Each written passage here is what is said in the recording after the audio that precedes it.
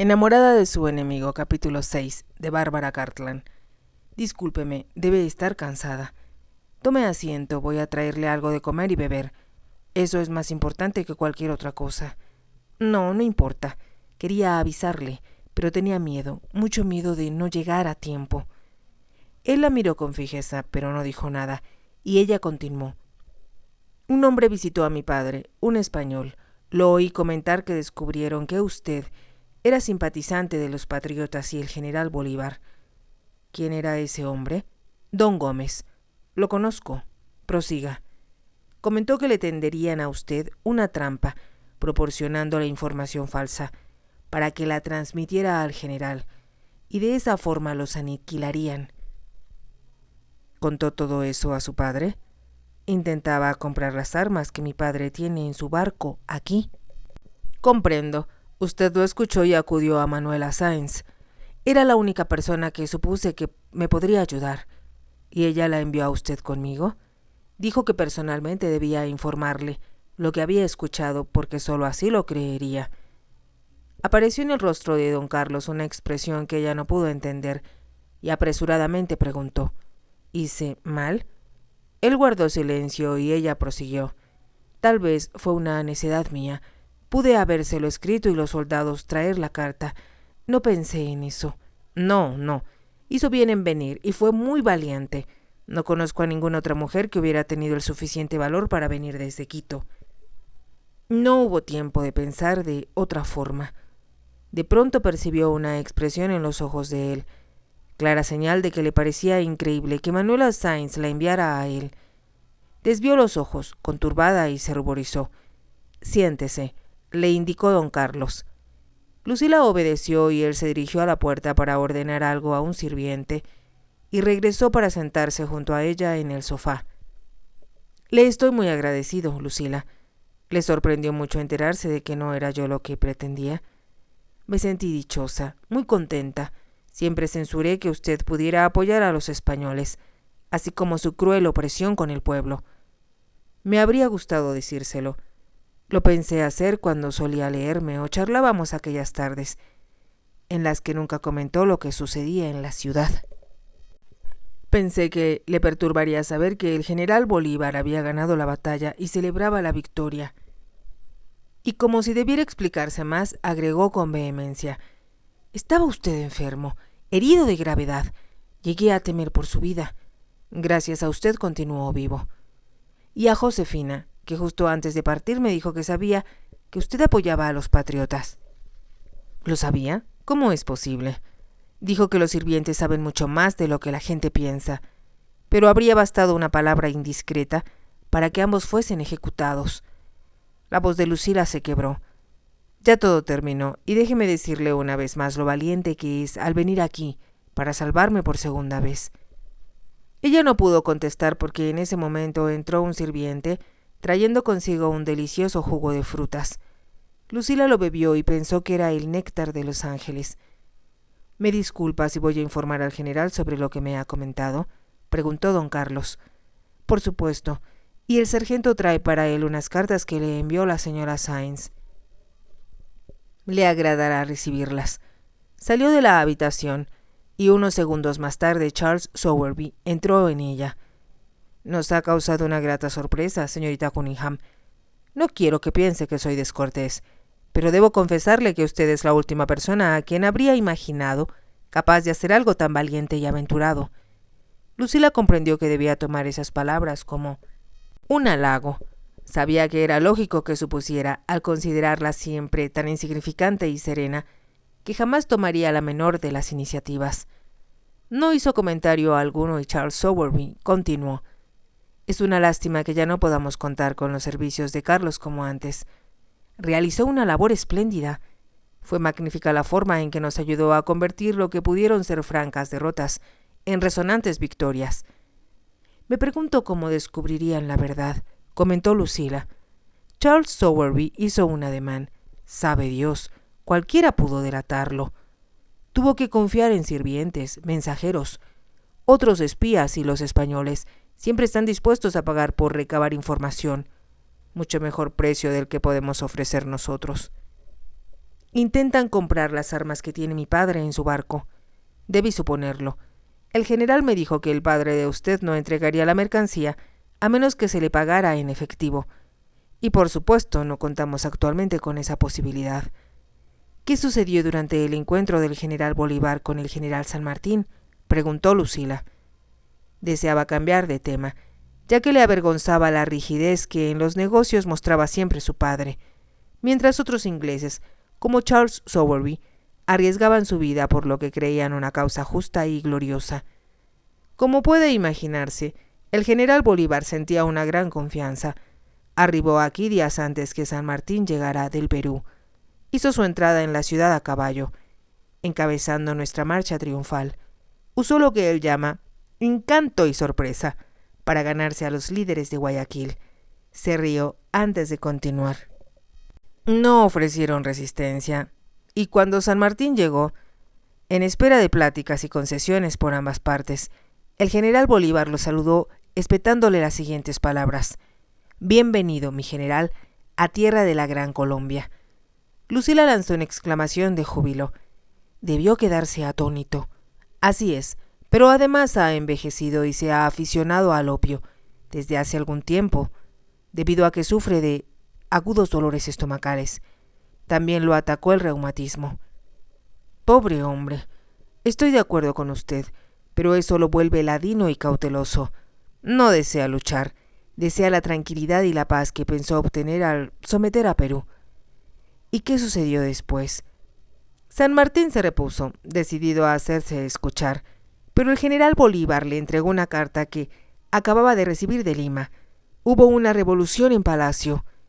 Lucila escuchaba con los ojos muy abiertos, mientras Charles Sowerby continuaba. Al día siguiente que San Martín salió rumbo a Guayaquil, los otros miembros del gobierno arrojaron fuera de la ciudad a quienes no les agradaban y promulgaron una nueva constitución provisional. En medio de una sonrisa un tanto cínica, Charles Sowerby prosiguió: «Son los típicos reveses que los políticos tienen que aceptar.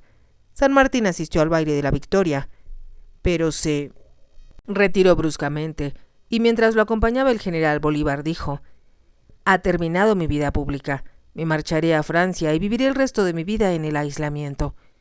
Oh, pobre, me parece algo muy cruel y difícil de soportar. Estoy de acuerdo, pero no puedo evitar congratularme de que Guayaquil, que es tan importante, ahora forme parte de la Gran Colombia. Claro, lo comprendo. Se abrió la puerta y don Carlos entró, acompañado del general Bolívar. Lucila y Charles se incorporaron. El general cruzó la habitación, con ambas manos extendidas. «Señorita Cunningham, Olañeta me ha dicho el admirable valor que ha mostrado usted. ¿Cómo puedo agradecérselo?». La tomó de ambas manos y se las llevó, primero una y después la otra, a los labios. «Creo que hasta este momento no había apreciado bien a los ingleses», expresó. «Aunque siempre he sabido que son mujeres muy hermosas, no esperaba que también poseyeran ese valor encomiable». Lucila se sonrojó. «Gracias», respondió, «pero yo deseo felicitar a su excelencia por la toma de Guayaquil. El coronel Sowerby me comentaba acerca de ello. Y como a mí me gustaría comentarle aún más, desearía que cenara conmigo esta noche, señorita». Lucila iba a contestar cuando, con voz fría, intervino don Carlos. «La señorita Cunningham vino a verme a mí, general». El general lo observó y sus ojos resplandecían con un dejo de malicia. Después de unos segundos, torció un poco los labios al decir: «¿Es posible que su invulnerabilidad haya llegado a su fin, Carlos?». Don Carlos no respondió y el general añadió: «Por supuesto, mi invitación a cenar la hago extensiva a usted». «Gracias, señor. Acepto complacido», respondió don Carlos. Las miradas de ambos se encontraron. Lucila no comprendía lo que sucedía, pero sintió que sin palabras don Carlos comunicaba algo al general, que éste comprendía, aunque imperaba cierta tensión en el ambiente. El general se volvió hacia ella para decir: «Deseará descansar. Cenamos a las 8. La espero a esa hora, señorita Cunningham, para hacerle patente mi agradecimiento de una manera más amplia de lo que puedo hacerlo en este momento». Le besó de nuevo las manos y salió de la habitación, seguido por Charles Sowerby. Un tanto turbada, Lucila miró a don Carlos. Tenía fruncido el ceño y después de un segundo le dijo: «Como bien sabe, no debería permanecer aquí sin dama de compañía, pero como no puedo evitarlo, la protegeré de la mejor forma posible». «¿Protegerme? ¿Por qué y de quién?», preguntó sorprendida Lucila. Súbitamente lo comprendió y el rubor tiñó sus mejillas. El general había invitado a cenar con él.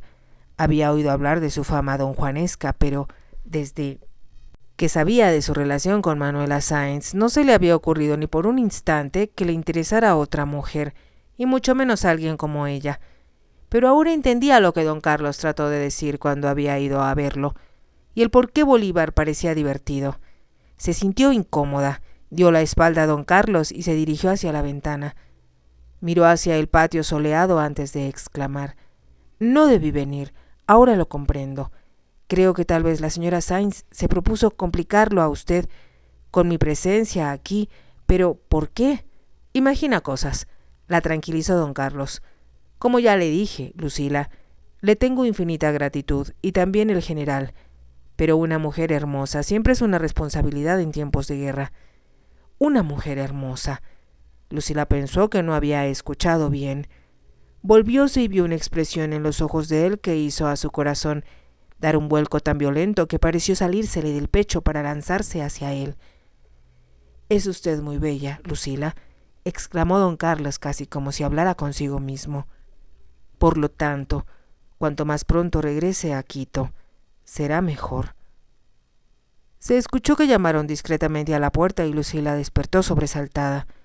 «Son las 7:30, señorita», anunció una voz, y de pronto recordó dónde se hallaba. Soñó que cabalgaba sin cesar, sin jamás llegar a su destino. Pero había llegado. Ya había dicho a don Carlos lo que escuchara. Estaban los dos bajo el mismo techo y él le aseguró de que era hermosa. Se incorporó a toda prisa para arreglar su atuendo.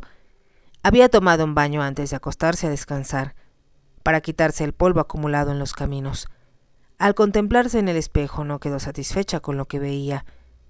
¿Cómo podía alguien pensar que era bella?, se preguntó, comparada con Catherine o con Manuela Sáenz. Le sorprendió encontrar que Josefina empacara uno de sus mejores vestidos. Aunque no era espectacular, la favorecía bastante, y parecía parte de la suave y tierna imagen que había sido la Lucila que ella conociera antes de iniciar su aventura. Su única esperanza era mantener la buena opinión de don Carlos. Con tono convencional le preguntó si había descansado, y solo habían intercambiado unas cuantas frases intrascendentes cuando se abrió la puerta y entró el general Bolívar, acompañado por una joven muy hermosa. Lucila se sorprendió, ya que no esperaba que hubiera otra mujer en la hacienda, después de lo que le comentara don Carlos. El general las presentó: la señorita Lucila Cunningham, la señorita Joaquina Caracoa. Ambas intercambiaron una breve reverencia. La señorita y sus hermanas, explicó el general, que viven en Guayaquil, han sido muy bondadosas y hospitalarias para con nosotros. Las llamo mis ángeles guardianes, y nadie merecería más ese calificativo. Hablaba con una intensidad casi apasionada, y cuando se dirigieron hacia el comedor, con los ojos muy abiertos, Lucila lo observó cubrir de halagos y alabanzas a Joaquina, mientras ella lo miraba con adoración. El general tenía tanto que decir que Lucila y don Carlos permanecieron casi en silencio durante el curso de la cena. La comida fue aceptable, aunque no excepcional, y el vino se roció con abundancia. Al terminar se dirigieron al salón privado del general, quien se sentó en un sofá junto a Joaquina, a quien llamaba la Gloriosa, para conversar de forma íntima. «Deben querer a la Gloriosa como la quiero yo», dijo a Lucila y a don Carlos. «Y como yo te quiero a ti, mi glorioso», intervino Joaquina. El general le besó la mano. «Vives en mi corazón, mi dulce ángel». Lucila sintió que ella y don Carlos estorbaban, así que se incorporó. «Su excelencia me disculpará si me retiro temprano, pero cabalgué durante 8 días y estoy muy cansada». «Por supuesto, y una vez más, señorita Cunningham, permítame agradecerle su valor al emprender un viaje tan azaroso para salvar a mi más valioso colega». «Solo me alegro de haber llegado a tiempo», contestó Lucila. Hizo una reverencia, y mientras se dirigía a la puerta, seguida por don Carlos, infirió que el general había vuelto al sofá y proseguía su devaneo con la linda señorita. Lucila recorrió los tranquilos y vacíos pasillos que conducían a su dormitorio. Al llegar a la puerta se volvió para mirar a don Carlos y perdió el aliento al sentirlo tan cerca. Anhelaba que la besara y la acogiera en sus brazos, como lo hiciera antes. Asimismo, anhelaba desesperadamente el cálido contacto de sus labios, pero percibió que se mostraba tan introverso y enigmático como aparecía en su retrato. «Arreglaré que parta mañana», le indicó con voz fría, «pero como debe estar cansada, saldrá hasta mediodía». Después de un breve silencio, Lucila preguntó: «¿Debo irme tan pronto?». No sabía en realidad por qué lo había preguntado. La frase brotó inexplicablemente de sus labios. «Su padre debe estar inquieto por usted». Ella levantó la vista hacia él cuando expresó: «No debí venir. Ya le dije que fue muy valeroso de su parte. Me salvó, como era su intención». «Es lo único que importa», musitó Lucila y suspiró. Era verdad, pensó, por disgustado que pudiera estar su padre, por lesionada que quedara su reputación, solo tenía importancia que don Carlos estuviera a salvo, al menos por el momento, de las intrigas y maquinaciones de los españoles. No hizo ningún movimiento para abrir la puerta y segundos después don Carlos dijo: «Creo que tal vez le escandalizó que el general pareciera tan interesado por la señorita Joaquina». «Así es», aceptó Lucila con franqueza, «porque pensé, de hecho todo Quito lo piensa también, que está enamorado de la señora Sáenz». Cuando el general perdió a su esposa, explicó don Carlos, juró no volver a casarse. Las mujeres significan mucho para él, pero como todos los hombres, no desea atarse. Hizo una pausa y con una ligera sonrisa añadió: «Manuela Sáenz es muy posesiva, muy exigente». «Creo comprender», repuso titubeante Lucila. «Todo hombre tiene su talón de Aquiles y el general, debido a su temperamento, no puede prescindir de la compañía femenina». «Eso oí comentar en Quito», murmuró Lucila. «Incluso decían que algunas mujeres participaron en batallas cerca de él». «Es lo cierto, pero fue decisión de ellas y no del general. Suele trabajar más duro, con más intensidad y duramente mayor número de horas que cualquier otro hombre. Pero cuando se permite descansar, debe ser en compañía de una mujer».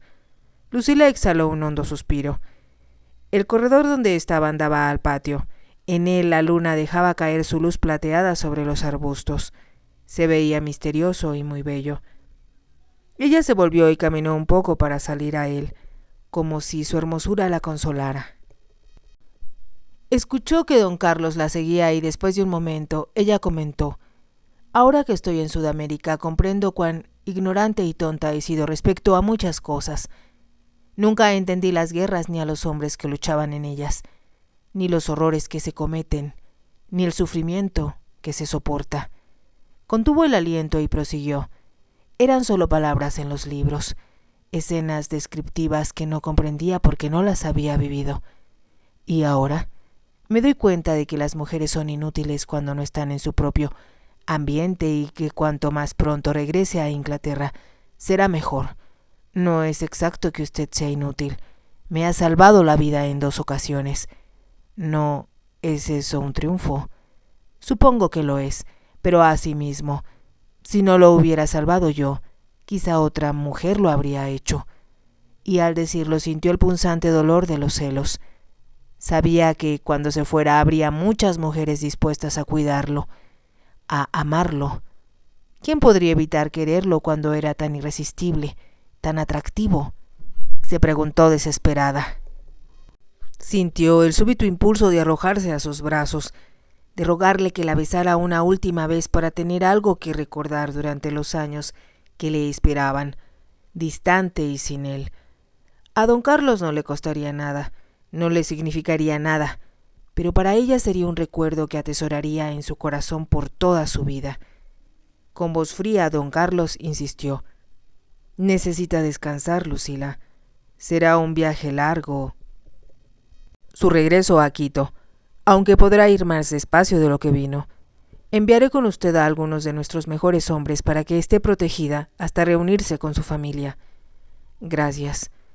La voz de Lucila parecía venir de muy lejos, y como era lo que se esperaba de ella, dio la espalda a la luna.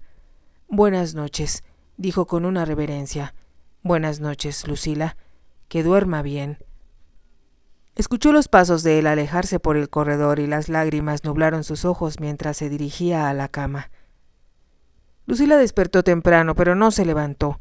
Permaneció acostada un largo rato, ensimismada en sus pensamientos. Don Carlos había dicho que partiría hacia el mediodía. Y como con seguridad estaba ocupado con sus soldados o con el general, no valía la pena salir con la esperanza de encontrarlo. Solo sería una molesta interferencia en un mundo de hombres que se disponían para entrar en combate. Así que abrió la ventana para que entrara el sol y volvió a la cama para pensar en el hombre que amaba sin ninguna esperanza. Pensó nuevamente que cuando la había besado, solo fue una muestra de cariñosa gratitud. Si hubiera sido por otra causa, la habría besado la noche anterior, cuando estaban solos bajo la luz de la luna y sin que nadie los interrumpiera. Lo amo, se confesó a ella misma, sintiéndose desolada, y después de hoy no lo volveré a ver. Sabía que el general no solo tendría que combatir a los españoles que se reunían en las montañas, sino también llevar a cabo la conquista del Perú. A pesar de lo poco que sabía sobre ardides de guerra, estaba segura de que si el gobierno implantado por San Martín había fracasado, sería fácil para los españoles recapturar la capital y establecer de nuevo su supremacía en todo el país. De cualquier modo, don Carlos lucharía con los patriotas, esta vez con el uniforme de sus verdaderos aliados. De una cosa estaba cierta, no la quería, así que, como le dijera, cuanto más pronto regresara a Inglaterra, sería mejor.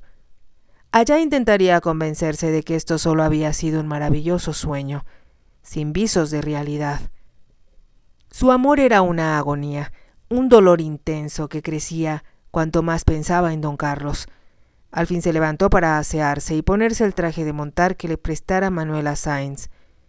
No pudo evitar pensar con amargura en los esfuerzos que la señora hacía en Quito a favor de Bolívar, mientras él se entregaba a sus devaneos con otras mujeres, sin importarle todo lo que ella hacía por él. Como todos los hombres, no desea atarse. Recordó la voz de don Carlos al decirlo, y supuso que era una advertencia para ella a fin de que evitara entregarle el corazón. Esperaba que no creyera que lo amaba, aunque pensó que adivinaría el motivo que la hizo acudir hasta Guayaquil y que no se debía solo a un sentido patriótico de simpatía por la causa. Por su amor estaba dispuesta a sacrificarlo todo, su reputación, su familia y su orgullo. Se arregló y con el que pise en la mano salió del dormitorio. Encontró un sirviente y le dio instrucciones para que empacaran sus cosas. Era como 11:15 cuando salió al patio. Su corazón dio un vuelco cuando descubrió que don Carlos desmontaba y caminaba a su encuentro, viéndolo muy apuesto en su uniforme verde, con la insignia de coronel sobre las charreteras doradas. «Buenos días», la saludó con acento grave. «Veo que está lista para partir». Lucila asintió con la cabeza. No confiaba en que su voz no se quebrara al hablar. «He dado instrucciones a los hombres que la escoltarán para que viajen sin prisas». En realidad, debía descansar unos días antes de emprender ese viaje de retorno. Pero los hoteles de Guayaquil son muy incómodos y no debe permanecer por más tiempo aquí. No, por supuesto que no, logró decir Lucila. Pedí al general que escriba una carta a su padre para decirle lo mucho que aprecia su venida aquí. Fue una amabilidad de su parte. Tal vez desee beber algo refrescante o café antes de marcharse. Ella tuvo la sensación de que estaba ansioso porque se fuera, y aunque anhelaba quedarse, repuso enseguida: «No, creo que debo ponerme en camino». «Como guste». Se escuchó el galope de un caballo y entró en el patio un jinete. Cuando se detuvo, Lucila miró asombrada que no era un soldado, sino Manuela Sáenz montada a horcajadas. «Manuela», exclamó don Carlos, tan sorprendido como Lucila ante la aparición de la mujer. «¿Sorprendido de verme, Carlos?», preguntó ella después de desmontar y quitarse un guante para extenderle la mano. Le dirigió una sonrisa y era tan bella que Lucila sintió el puñal de los celos lastimar su corazón. Nadie, pensó, podría estar más bella y fascinante que esta mujer de cutis de alabastro, labios sensuales y sonrisa radiante. ¿En dónde está el general?, preguntó Manuela. Le traigo buenas noticias. Aquí está, habló una voz detrás de Lucila y Bolívar salió al patio. ¿Es posible? ¿En verdad es posible que estés frente a mis ojos? He pensado, soñado en ti, mi amor, y ahora te tengo cerca. Hablaba con pasión y Lucila lo miró. No podía creer que dijera tales cosas después de la forma en que cortejara a Joaquina la noche anterior. Vencí todos los récords para llegar aquí, respondió Manuela, pero no vine sola. Hizo una pausa como para causar efecto antes de agregar: Sir John Cunningham me acompaña. Mi padre, Lucila lo dijo entre dientes, pero ni el general ni don Carlos dijeron nada. Esperaban que Manuela se explicara. Le compré su carga de armas para ti y ya está pagada. En este momento Sir John hace los arreglos para que la desembarquen. ¿Es posible?, exclamó el general. ¿Cómo obtuviste el dinero? Con oro español, afirmó triunfante Manuela. ¿Cómo? Manuela sonrió. Ofréceme algo de beber, Simón.